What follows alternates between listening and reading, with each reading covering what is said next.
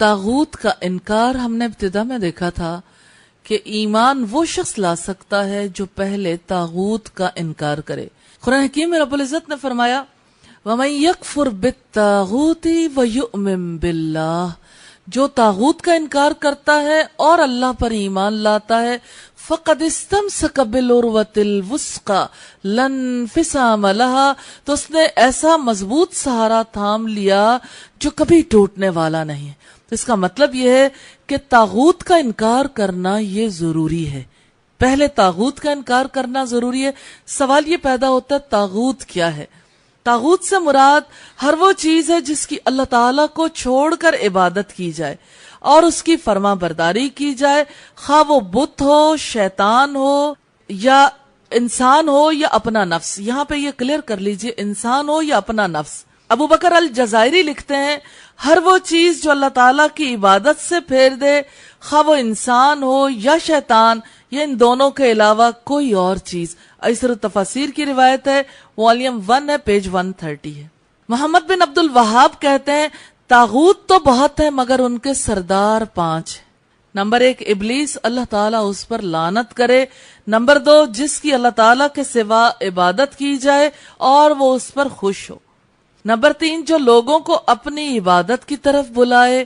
Number 4 جو علم غیب میں سے کسی چیز کا دعویٰ کرے. نمبر 5 جو اللہ تعالیٰ کی نازل کردہ تعلیمات کے خلاف فیصلے کرے. یہ حاشیۃ الاصول الثلاثہ والیوم 1 پیج 148 پہ ہے. اور تیسری بات ہے مسلمانوں کو طاغوت کے ساتھ کفر کرنے کا حکم دیا گیا ہے. النساء کی آیت نمبر ہے 60. اچھا یہاں دیکھیے گا، باقی چیزیں تو آپ کو سمجھ آ ہی رہی ہیں. اس میں جو چیز توجہ طلب ہے، جو علم غیب میں سے کسی چیز کا دعویٰ کرے. ہمارے یہاں کوئی دعویٰ کرتا ہے علم غیب کا؟ جادوگر کرتے ہیں. اور کون کرتے ہیں؟ پامسٹ کرتے ہیں. کوئی اور بھی کرتا ہے؟ اچھا پیر فقیر. اچھا اور کون؟ جی استخارہ کے لیے اب دیکھیں ہمارے کسی ٹی وی چینل پہ بھی مستقل پروگرام آتا رہا استخارہ کا کہ آپ اپنی کوئی بات بتائیں، ہم آپ کو بتاتے ہیں آپ کے ساتھ کیا ہونے والا ہے. جو علم غیب کا دعویٰ کرے اس کا انکار کرنا ضروری ہے، ورنہ انسان مومن نہیں رہتا. اس کی بات کی تصدیق کرنے سے اور اس کو زبان سے نہ بھی کہیں، اس کی بات کو سچ سمجھنے سے. صرف سچ سمجھا ہے کہا نہیں، تب بھی انسان کا ایمان خراب ہو جاتا ہے. اچھا پھر اسی طرح سے جو اللہ تعالیٰ کی نازل کردہ تعلیمات کے خلاف فیصلے کرے. یہ فیصلے کہیں ہوتے ہیں اللہ کی تعلیمات کے خلاف؟ کہاں؟ عدالتوں میں، کورٹس میں. جو بھی کہیں بھی دنیا میں اللہ کی تعلیمات کے خلاف فیصلے کرے، فیصلہ ایکسیپٹیبل نہیں ہے. کیونکہ ہر فیصلہ کرنے والا اور ہر قانون جو اللہ کے قانون کے خلاف ہے وہ طاغوت ہے. اس کو مسلمان تسلیم نہیں کر سکتے. اگر کریں گے تو ایمان کھو بیٹھیں گے. تو مسلمانوں کو طاغوت کے ساتھ کفر کرنے کا حکم دیا گیا ہے. پھر یہ کہ طاغوت کا کفر یعنی اس کا انکار کرنے سے کیا مراد ہے، اس کو بھی ہم دیکھیں گے. پہلی بات تو یہ ہے طاغوت کے ساتھ کفر کرنا یہ ہے کہ غیر اللہ کی عبادت اور شیطان کی اطاعت چھوڑ دی جائے. یہ تفسیر السعدی والیوم 1 پیج 307 پر ہے. علماء کا قول ہے کہ جو شخص غیر اللہ کی عبادت اور شیطان کی اطاعت ترک کر کے اللہ تعالیٰ پر صحیح ایمان لے آئے، جس کے نتیجے میں وہ اللہ تعالیٰ کی عبادت اور اطاعت پر قائم ہو جائے، وہ شخص جو ہے وہ مومن ہے. تفسیر السعدی کی روایت ہے والیوم 1 پیج 301. یہاں سے یہ بات توجہ طلب ہے، شیطان کی اطاعت. کون ہے دنیا میں جو یہ کہے میں شیطان کی اطاعت کرتا ہوں؟ کوئی بھی نہیں ملے گا. حالانکہ جو شخص بھی اللہ تعالیٰ کے حکم کے مقابلے میں کوئی کام کرتا ہے، وہ کوئی انسان کہے، اپنا نفس کہے یا اس کے علاوہ سوسائٹی کے دوسرے افراد، دراصل وہ شیطانی کی اطاعت. جہاں رب کی اطاعت نہیں وہاں شیطان کی اطاعت ہے. مثلا رب کی اطاعت میں انسان کو اپنی نظروں کی حفاظت کرنی ہے، انسان نظر کی حفاظت نہیں کرتا تو نیچرلی یہ شیطان کی اطاعت ہے. اچھا پھر آپ دیکھیے کہ انسان اپنے کانوں کی حفاظت نہیں کرتا، وہ چیزیں سنتا ہے جو اس کے لیے سننی درست نہیں ہے، چاہے وہ کسی کی غیبت ہو، چغلی ہو، یا اس کے علاوہ یعنی جیسے میوزک ہے یا جو کام بھی اللہ کی اطاعت کے خلاف ہے، تو وہ سب کام جو ہیں شیطان کی اطاعت میں ہوتے ہیں. اسی طرح سے آپ دیکھیے کہ جیسے اپنی زندگی اپنا وقت ہے ہمارا، اس وقت کو یا تو اللہ کی مرضی کے مطابق انسان گزار سکتا ہے، یا اللہ کی مرضی نہ ہو تو پھر کس کی مرضی ہوگی. اب آپ دیکھیں نفس کی مرضی، ہمارا دل چاہتا ہے ہم فلاں کام کر لیں، کسی کا دل چاہتا ہے آدھی رات کو اٹھ کے موبائل پہ باتیں کر لے، کسی کا دل چاہتا ہے کہ کسی اور کی بات کروا دے، یعنی چلو خود تو نہیں کی لیکن آدھی رات کو کسی اور کی باتیں کرا دی، اور بات جس سے کروائی اس سے بات کرنا جائز بھی نہیں ہے. کوئی چیز آپ نے اپنے اوپر تنقید نہیں فیل کرنی، ہم نے ریالٹیز کا جائزہ لینا ہے، کیونکہ یہ معاملات تو ایسے ہیں جو یعنی اظہر من الشمس ہے، ہر ایک کو پتا ہے. جس وقت انسان کسی ایسے شخص کو میسج کرتا ہے جہاں اسے اجازت نہیں ہے، یہ کس کی اطاعت ہے؟ یہ شیطان کی اطاعت ہے، یہ شیطان کی عبادت ہے کہ انسان کسی کو میسج کرے، کسی کا میسج پڑھے، کسی کی کال سنے، کسی کو کال کرے، اصولوں کی خلاف ورزی کرے اور بے دریغ تبصرے کرے. زبان ہے نا، زبان کا استعمال احتیاط سے کرنا.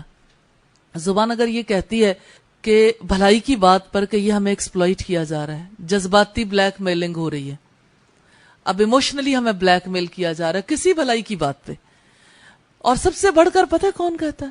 ماں کے اپنے بچے.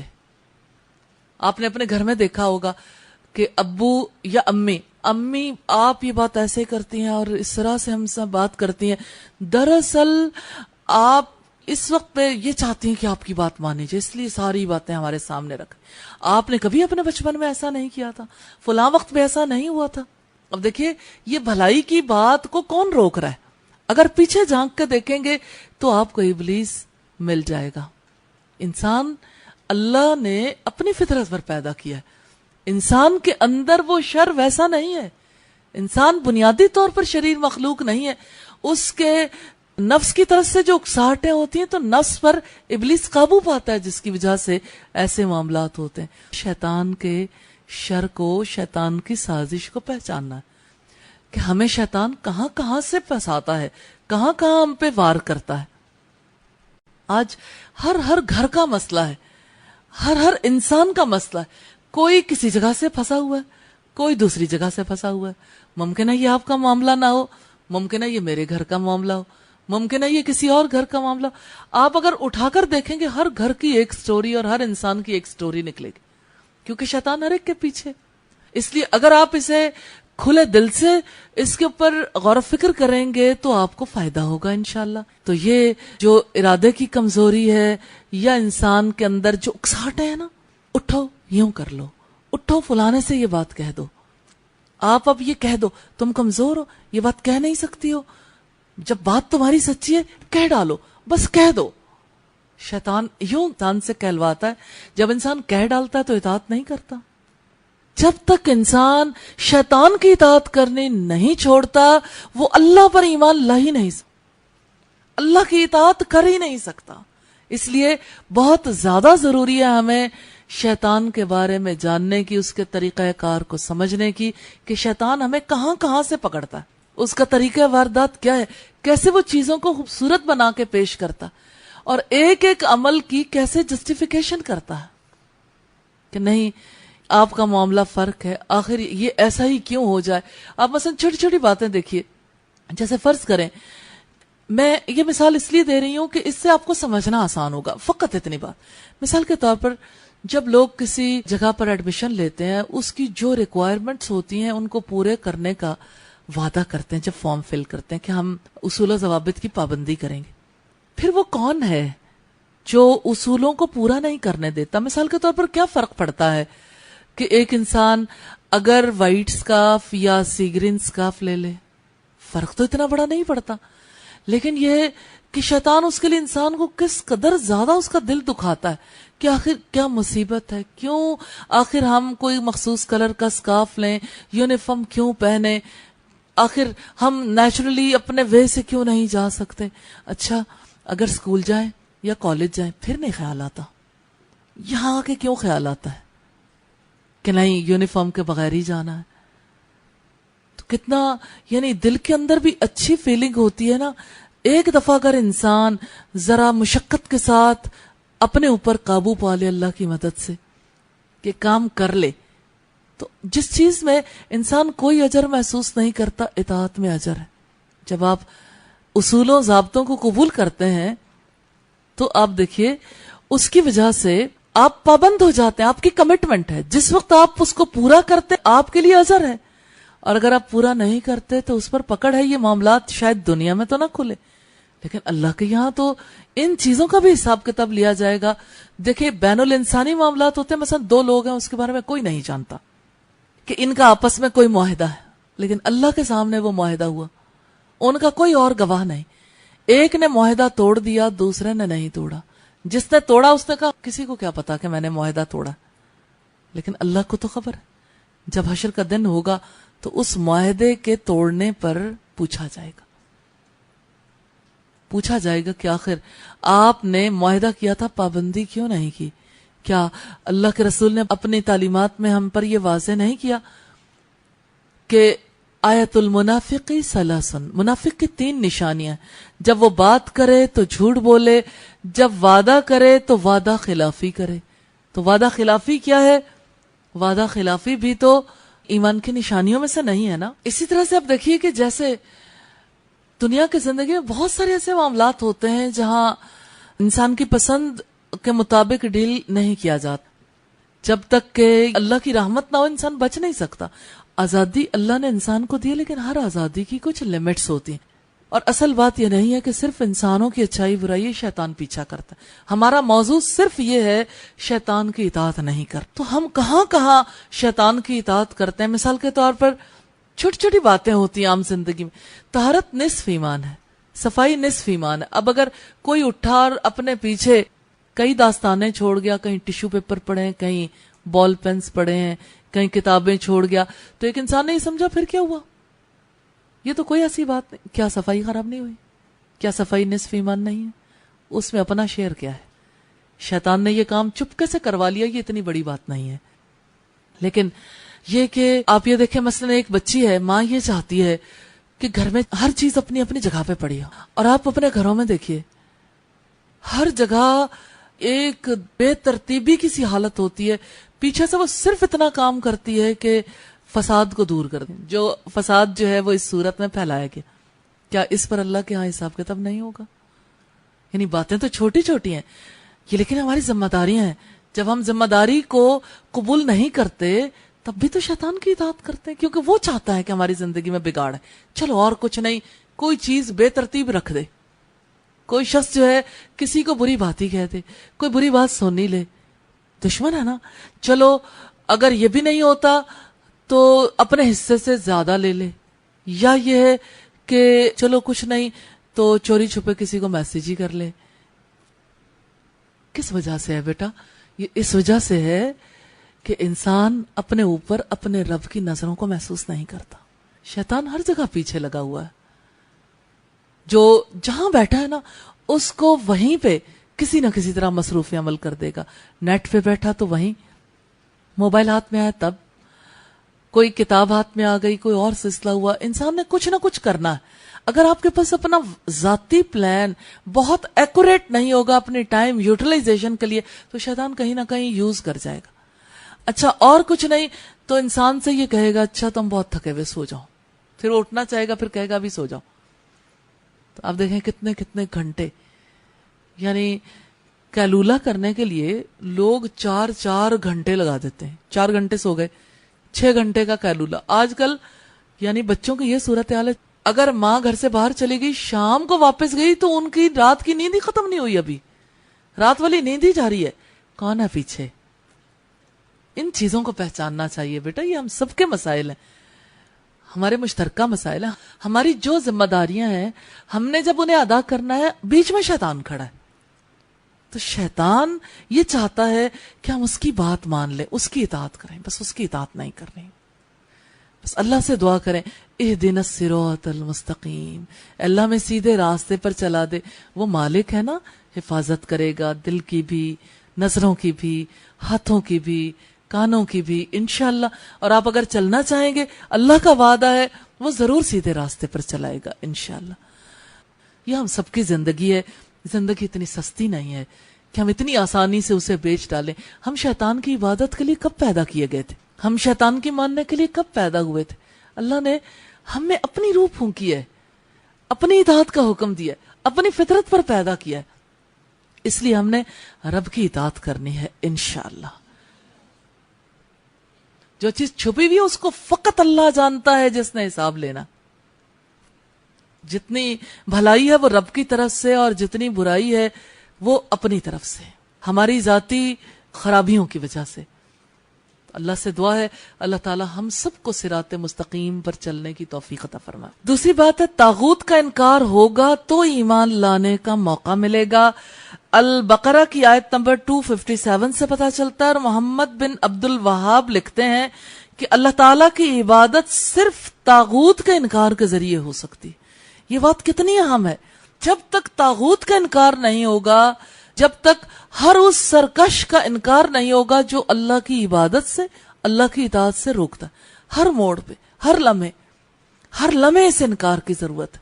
جب تک انکار نہیں ہوگا اللہ کی عبادت نہیں ہوگی۔ تیسری اہم بات ہے، سب انبیاء علیہم السلام نے طاغوت سے کفر کی دعوت دی ہے۔ النحل کی آیت نمبر 36 ہے۔ طاغوت کی راہ میں کون لڑتا ہے؟ رب العزت کا ارشاد ہے، والذین کفروا یقاتلون فی سبیل الطاغوت۔ یہ سورہ النساء کی آیت نمبر 76 ہے، اور جن لوگوں نے کفر کیا وہ طاغوت کی راہ میں قتال کرتے ہیں۔ تو کفر کرنے والا کون ہے؟ جو اللہ کی بات ماننے سے انکار کرتا ہے۔ ایک تو کفر یہ ہے نا کہ اللہ کی ذات پر ایمان ہی نہ لایا جائے، لیکن عملی کفر یہ ہے کہ انسان کے سامنے اللہ کا حکم ہو اور انسان کہے یہ میں نہیں کر سکتا۔ مثلا فجر کی نماز کا وقت ہے تو شیطان اور رحمان کے حکم کے درمیان ایک جنگ جاری ہے۔ شیطان کہتا ہے سو جا سو جا، اور انسان جو ہے اس کے لیے ظاہرہ مشکل ہو جاتا ہے۔ سارے جگانے والے برے لگتے ہیں۔ وہ وقت جو مل کر تلاوت کر سکتے ہیں، مل کے کتنے اچھے اچھے کام ہو سکتے ہیں۔ حضرت اسماعیل علیہ السلام کی ان کی صفات میں سے کہ وہ اپنے گھر والوں کو نماز کا حکم دیتے تھے۔ یوں تو یہ ایک فقرہ ہی لگتا تھا، لیکن ریئلی یہ بہت بڑا کام ہے، بہت بڑا، کہ جو دوسروں کو نماز کے لیے اٹھاتے ہیں، بیدار کرتے ہیں۔ نماز پہلا فرض ہے نا۔ جو شخص اپنی نماز کے لیے کانشیس نہیں، اپنے ایمان کے لیے کانشیس نہیں، کیسے ممکن ہے ایک نماز کو ترک کرنے والا مومن رہے؟ جبکہ نبی صلی اللہ علیہ وسلم نے فرمایا بندے کفر اور شرک میں فرق کرنے والی چیز نماز، جس نے نماز چھوڑ دی اس سے ہمارا کوئی عہد نہیں۔ یہ رسول اللہ صلی اللہ علیہ وسلم کے الفاظ ہیں۔ پھر کتنی آسانی سے گرمیوں میں خاص طور پر فجر کی نماز مس کر دی جاتی۔ آپ تو نہیں کرتے، سوئے تو نہیں رہتے، ماؤں کو تنگ تو نہیں کرتے؟ چلو الحمدللہ آپ تو فرشتوں جیسا کام کرتے ہیں۔ ہم سب کو اپنی اور دوسروں کی نمازوں کی فکر کرنے والا بنائے۔ اب ہم یہ دیکھیں گے کہ طاغوت کے دوست کون ہیں۔ رب العزت کا ارشاد ہے والذین کفروا اولیاؤہم الطاغوت یخرجونہم من النور الی الظلمات اولئک اصحاب النار ہم فیہا خالدون۔ البقرہ کی یہ آیت نمبر 257 ہے۔ اور جن لوگوں نے انکار کیا ان کے دوست طاغوت ہیں، وہ ان کو روشنی سے نکال کر تاریکیوں کی طرف لے جاتے ہیں، یہی آگ میں جانے والے ہیں اور اس میں ہمیشہ رہنے والے ہیں۔ پھر طاغوت سے بچنے والوں کے لیے کیا خوشخبری ہے؟ سورہ الزمر کی آیت نمبر 17 میں ہے وَالَّذِينَ اجْتَنِبُوا الطَّاغُوتَ أَن يَعْبُدُوهَا وَأَنَابُوا إِلَى اللَّهِ لَهُمُ الْبُشْرَى فَبَشِّرْ عِبَادِي۔ اور جن لوگوں نے طاغوت سے اجتناب کیا کہ وہ اس کی عبادت کریں اور انہوں نے اللہ کی طرف رجوع کیا، ان کے لیے خوشخبری ہے۔